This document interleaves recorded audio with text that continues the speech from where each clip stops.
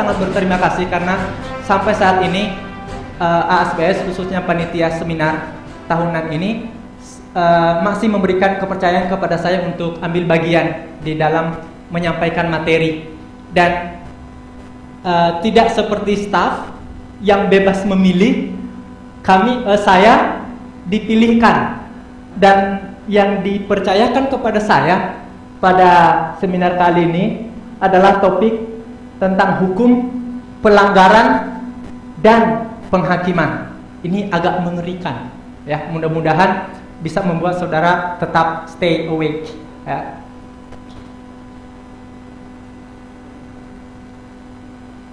Yang diambil dari kitab Yakobus pasal 2 ayat 10 sampai 13.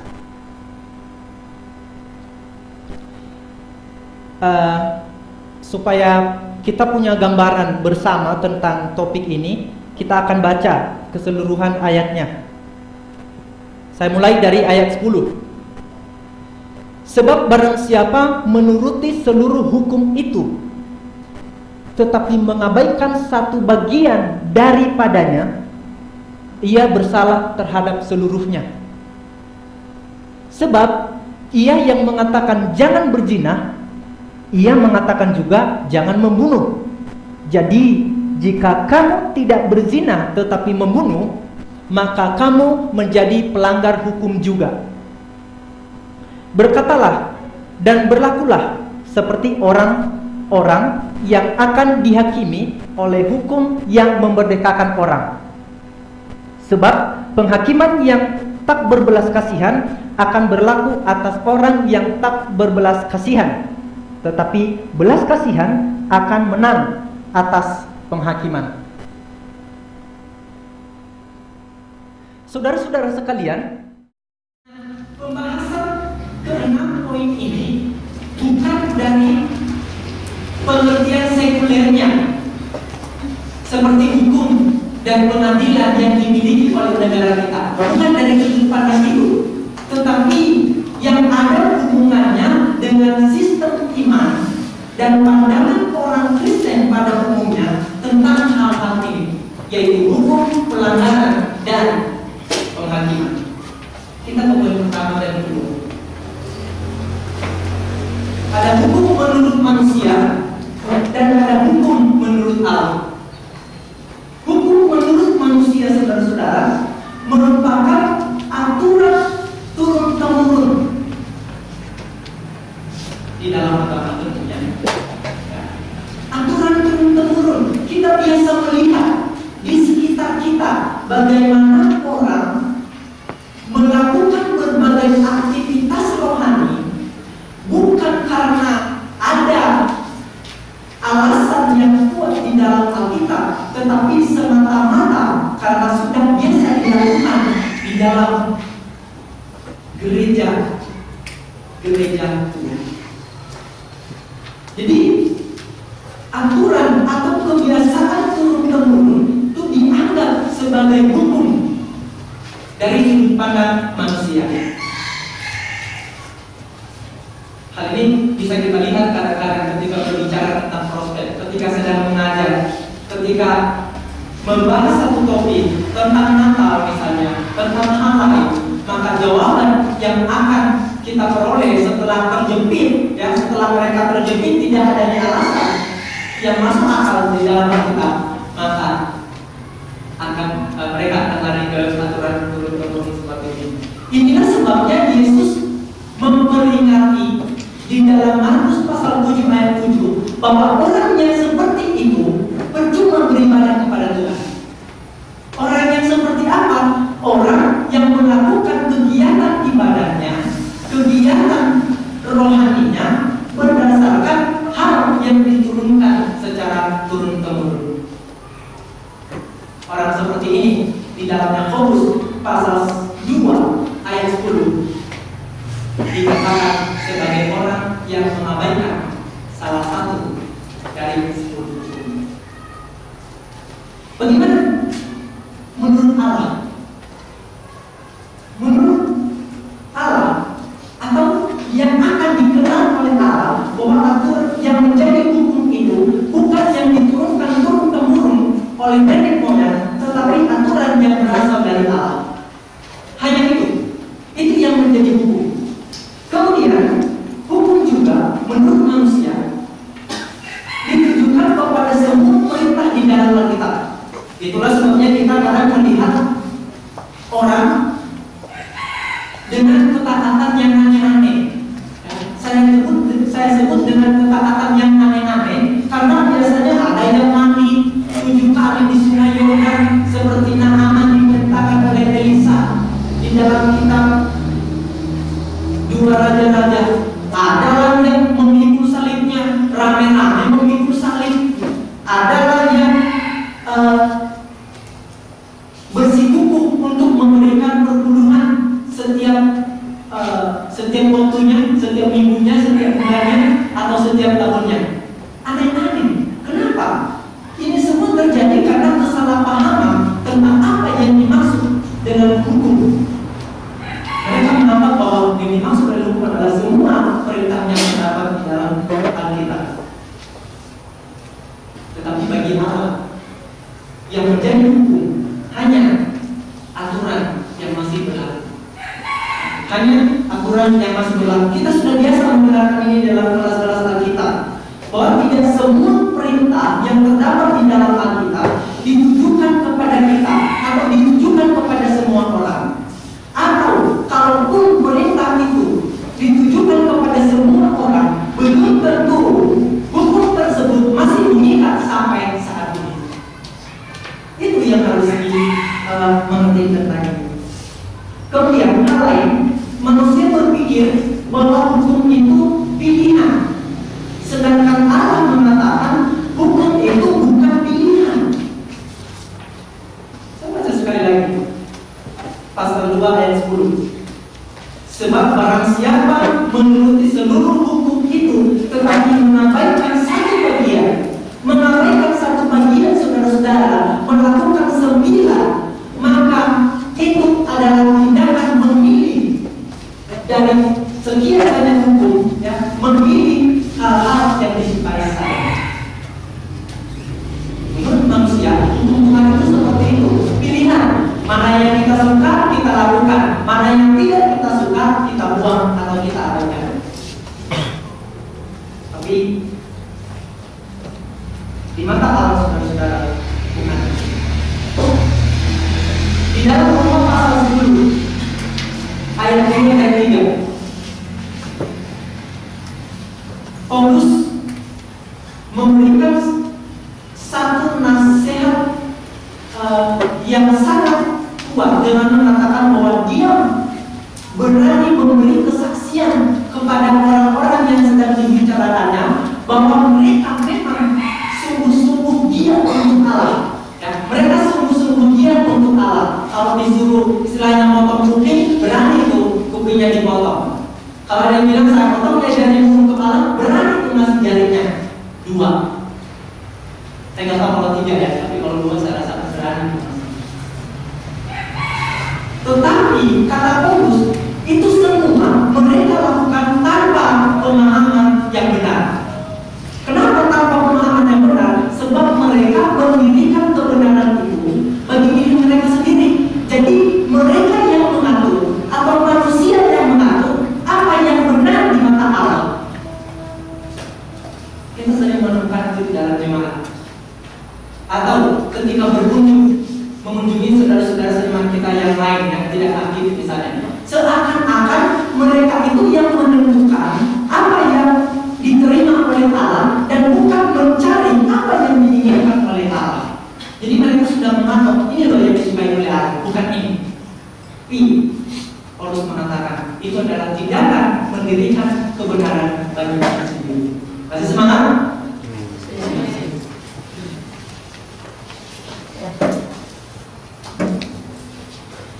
Menurut manusia, hukum itu bukan hukum yang terdapat dalam Alkitab, bukan satu kesatuan.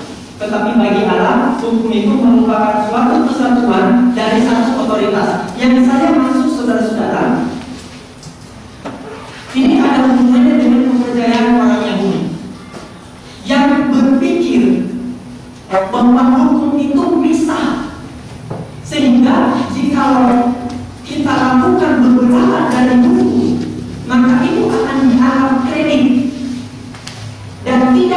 merusak ketidaktaatan mereka terhadap hukum yang lain. Tetapi bagi Allah, kita akan lihat nanti dalam hukum selanjutnya, hukum itu merupakan satu kesatuan, sehingga kalau salah satu saja tidak dilakukan, maka akan merusak keseluruhan hukum. Tapi cukup dulu sampai di sini. Poin berikutnya tentang pelanggaran.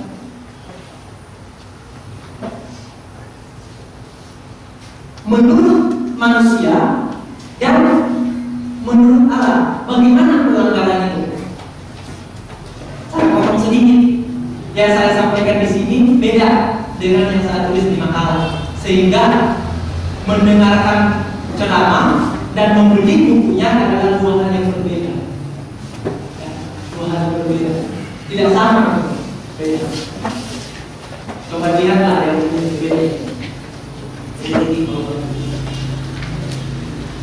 Menurut manusia,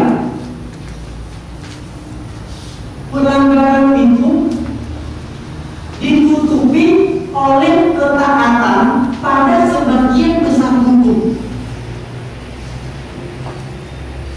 Menurut Allah, ketaatan besar, ketaatan yang banyak, yang tinggi, bukan kompensasi pelanggaran kecil. Inilah pertentangannya. Orang kadang menggunakan diri sendiri. Oke lah, saya salah dalam hal itu. Tetapi lihat dong, 80% dari kegiatan saya semuanya sesuai dengan kehendak Allah. Maka yang 20% itu akan dimaafkan oleh Allah. Saudara-saudara, bukan seperti itu di mata Allah. Ketaatan kita bukan wakil dari ketidaktaatan kepada hal yang lain, sehingga kita tidak bisa menumpuk ketaatan, kita tidak bisa menumpuk perbuatan baik, kita tidak bisa menumpuk persembahan yang besar untuk menutupi kesalahan kita yang lainnya. Tidak.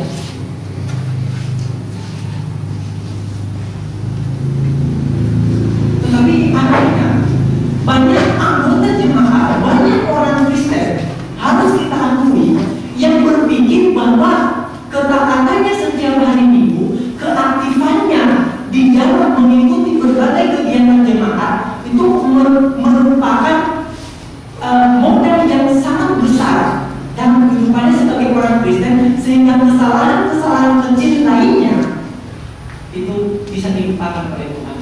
Itulah sebabnya kita nanti dengan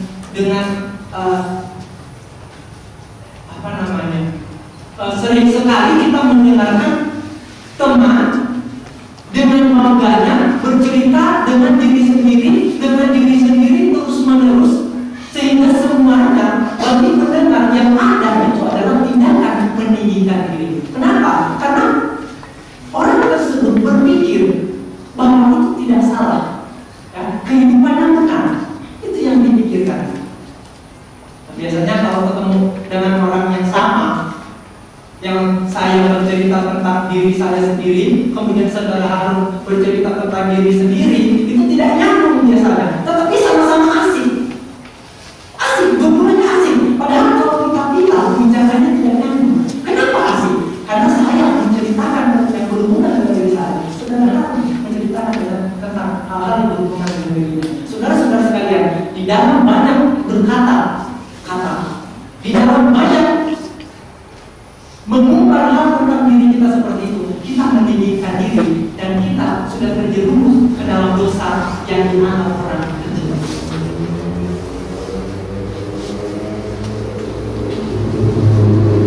Pelanggaran kecil bukan masalah menurut manusia. Kalau menurut Allah, pelanggaran kecil itu merusak keseluruhan prinsip ketaatan. Ketika saya mengadakan riset tentang pengertian ayat ini, banyak sekali contoh yang diberikan oleh para komentator. Salah satu yang paling saya suka adalah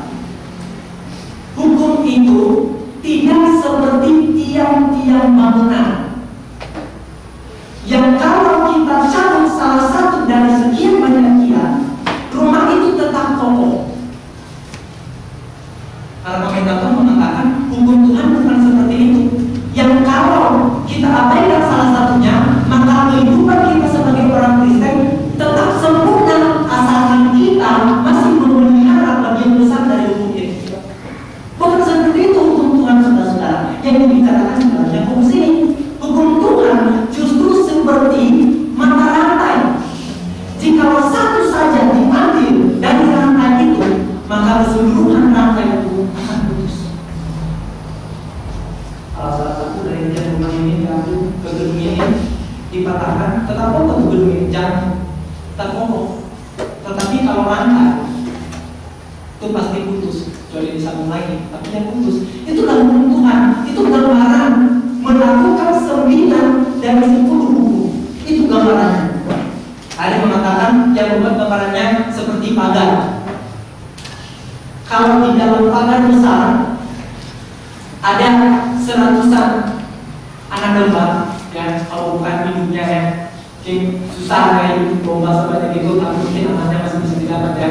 Itu kalau ada salah satu yang dari anak domba itu menyobek pagar lalu keluar di bagian manapun dari pagar itu dia lewat, maka yang keluar dari pagar itu tetap dianggap sebagai anak domba yang sudah keluar dari pagar. Mau di sisi manapun, mau sekecil apapun itu, mau sebesar apapun itu, pokoknya dia sudah keluar, ya dia sudah keluar dari pagar. Demikian halnya juga dengan hukum Tuhan dan pelanggaran. Kelompok yang ketiga, ini 2 poin sekaligus juga, itu penghakiman menurut manusia dan penghakiman menurut Allah.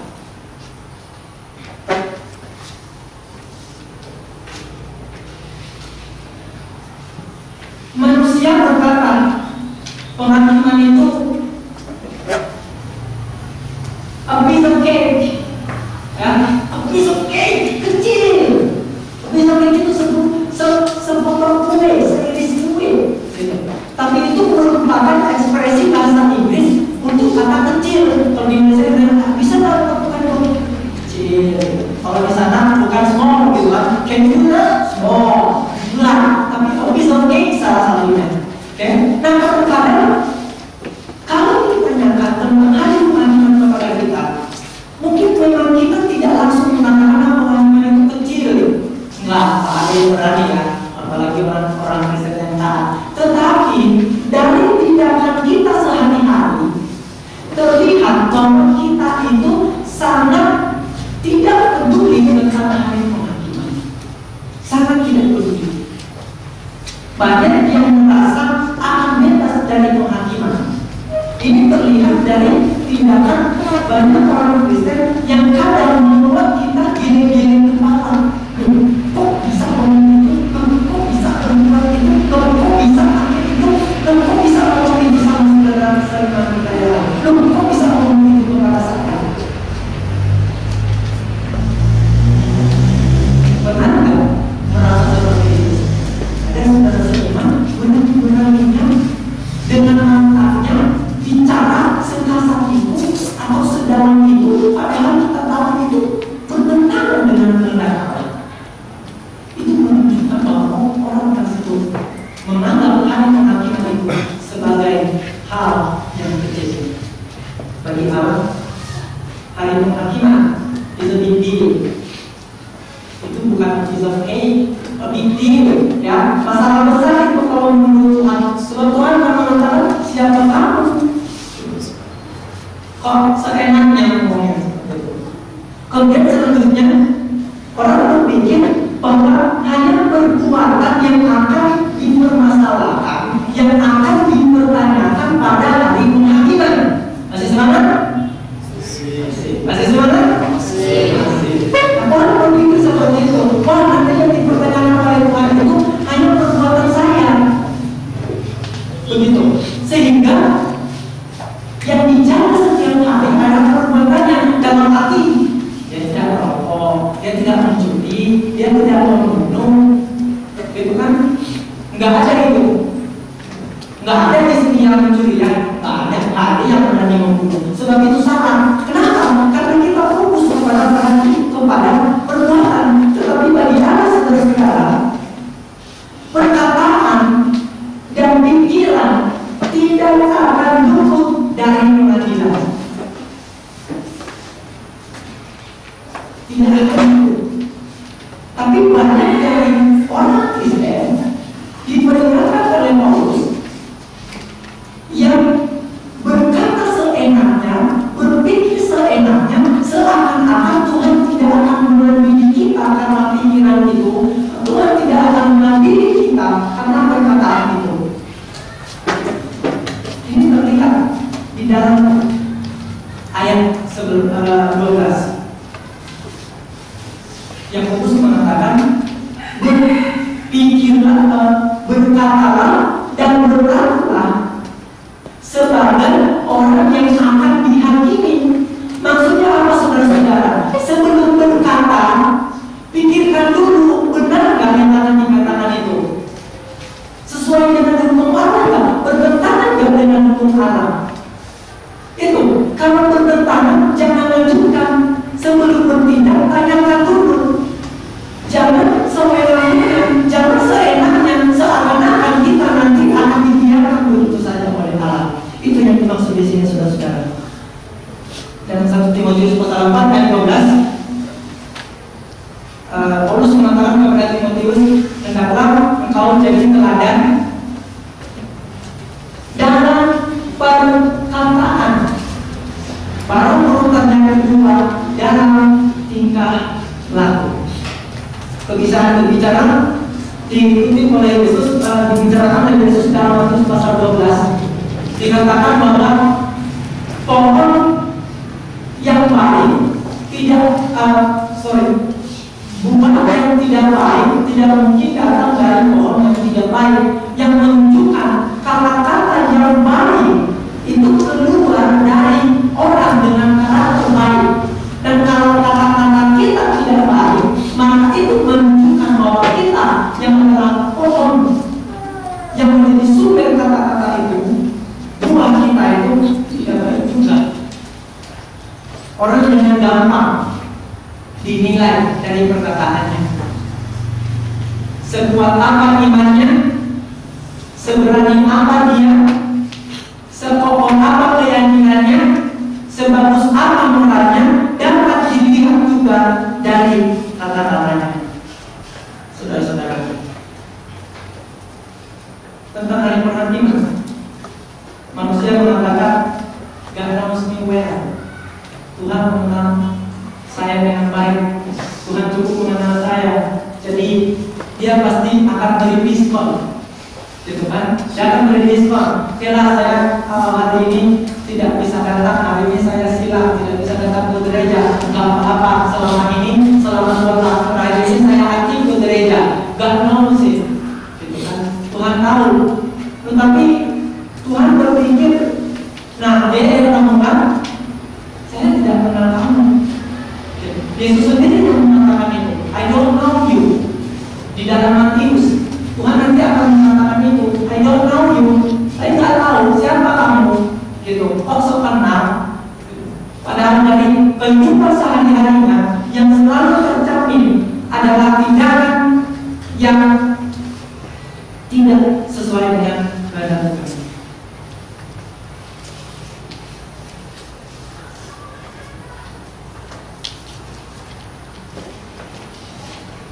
Ini tentang mesin supaya tidak jauh-jauh dari hidup.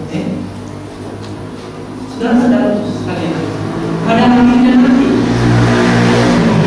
ketika hal yang dibicarakan ini akan ditimbang dan dievaluasi berdasarkan yang Allah mau.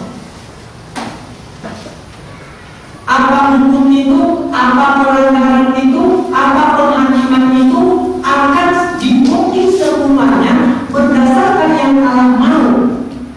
Yang tadi semuanya ada di sebelah kanan. berdasarkan apa yang saya pikirkan. Bukan hukum itu menurut saya lama, pelanggaran itu menurut saya lama, kalau saya cuma mengatakan dasar orang miskin gitu saya gitu. Jadi bercanda lagi maksudnya kan. Atau hinaan semacamnya, atau kata-kata kotor semacamnya, atau tindakan tidak adil semacamnya. Kita bilang nggak apa-apa itu di mata Tuhan.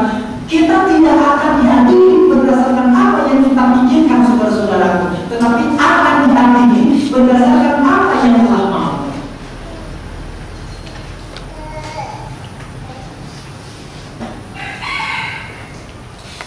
Sekitar 1 bulan yang lalu ada teman mengirimkan SMS yang biasa kita terima juga, saya rasa mungkin ada orang lain yang menerimanya. Bunyi isi SMS seperti ini: ada cowok dan cewek yang jatuh cinta. Cowoknya hutang, tetapi ceweknya tetap cinta mati sama cowok ini, dirawat tiap hari dengan kata-kata cinta segala macam, sehingga membuat cowok ini sangat tersanjung dan sangat yakin akan cinta sang cewek. Tapi cowoknya hutang karena cinta dan karena rasa ingin tahu. Cowok itu memohon dan berusaha supaya dia itu bisa melihat secantik apa pujaan hatinya itu. Suatu hari ada yang mendorong mata, lalu sang cowok mendapatkan mata itu dipasang, lalu bisa melihat, sampai bisa melihat. Tetapi ketika mata yang lengkap ada dua-duanya, dia melihat ke cewek yang pencinta matinya ternyata buta. Lalu cowok mengatakan, wah, saya pikir kamu tidak buta. Dan mulai saat itu mereka putus. Tapi saudara tahu, sang cewek terseduh-seduh dengan berkata, saya berani mengorbankan mataku untuk kamu, untuk menunjukkan cintaku. Tetapi begitu melihat keadaan saya seperti ini, kamu tidak mau. Ternyata orang yang menutup mata itu adalah cewek itu sendiri. Itulah sebabnya dia buta, karena dia sudah memberikan matanya untuk cowok itu. Tuh ceritanya, saudara-saudara sekalian, kadang-kadang kita membuat Tuhan di dalam posisi yang sama dengan posisi cewek itu, yaitu kecewa. Ketika kita mau menjadi orang Kristen, kita berpikir bahwa yang akan ada setelah yang akan kita alami setelah menjadi orang Kristen adalah hal-hal yang baik. Tetapi ternyata ketika kita menjalani sebagai orang Kristen, ada hukum, ada pelanggaran, dan ada penghakiman. Lalu kita off, lalu kita menarik diri, lalu kita tidak setia setelah melihat itu semua. Tapi ingat saudara-saudara, Tuhan mengorbankan bukan hanya matanya kepada kita, tetapi keseluruhan jiwa raganya. Dan ketika Tuhan Yesus melihat kita tidak setia, maka Allah akan kecewanya kepada saudara kita semua. Karena itu, di dalam kehidupan kita, mari kita berpikir tentang hukum ini, tentang hal-hal yang mungkin kita langgar supaya kita aman di hadapan Tuhan. Faktanya adalah bahwa kita semua ingin upah di dunia ini, dan tentu untuk hal-hal lain itu kita menginginkan upah. Tetapi upah itu ada, saudara-saudara, kalau ada hari penghakiman. Kalau tidak ada hari penghakiman, bagaimana bisa ditentukan bahwa kita dapat berat, ketika berat mendapat upah atau berat mendapat neraka? Bagaimana kita bisa, bagaimana orang bisa tahu? Dan penghakiman bisa ada kalau ada yang namanya ketaatan dan ketidaktaatan. Ada pelanggaran dan ada ketaatan. Upah ada kalau ada penghakiman. Penghakiman ada karena ada standar melanggar tidak melanggar. Ada pelanggaran karena ada hukum. kalau hukum tidak ada, dan kalau pelanggaran serta penghakiman juga tidak ada. Karena itu saudara-saudara, mari kita patuhi hukum, jangan melanggar supaya kita aman di depan pengadilan nanti. Jangan nikmati karakter buruk, dan jangan nikmati pelanggaran yang saya sebutkan sebagai tindakan melanggar